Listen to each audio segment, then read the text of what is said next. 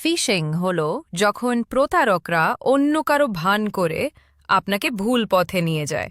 যেমন আপনার ব্যাংকের মতো দেখতে ভুয়া ওয়েবসাইটে লগইন করিয়ে পাসওয়ার্ড চুরি করতে পারে।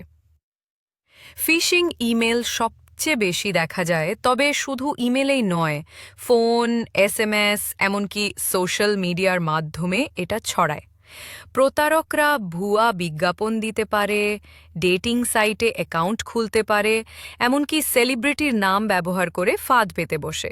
তাই যদি হঠাৎ করে আপনার বসের জরুরি ইমেল আসে, ব্যাংকের মেসেজ আসে অথবা ফেসবুকে অবিশ্বাস্য অফার দেখেন, একটু থামুন, আবেগকে শান্ত করুন আর মন দিয়ে পড়ুন আসলেই কি ঠিকঠাক শোনাচ্ছে। সবসময় নিশ্চিত করুন আপনি আসল ব্যক্তির সাথেই কথা বলছেন। যেমন কেউ আপনার আইনজীবীর ইমেল নকল করে ভুয়া অ্যাকাউন্টে টাকা পাঠাতে বলতে পারে, তাই কল করে যাচাই করুন। সবসময় ইমেল ঠিকানা আর ওয়েবসাইটের ইউআরএল ভালো করে চেক করুন, ভুল বানান আছে কিনা দেখুন। আর লগ ইন করার দরকার হলে সরাসরি ওয়েবসাইটের ঠিকানা টাইপ করুন, লিঙ্কে ক্লিক করবেন না। যদি কোনো ফিশিং ইমেল পান, কখনোই বন্ধুদের ফরওয়ার্ড করবেন না, এতে এটি আরও ছড়াবে।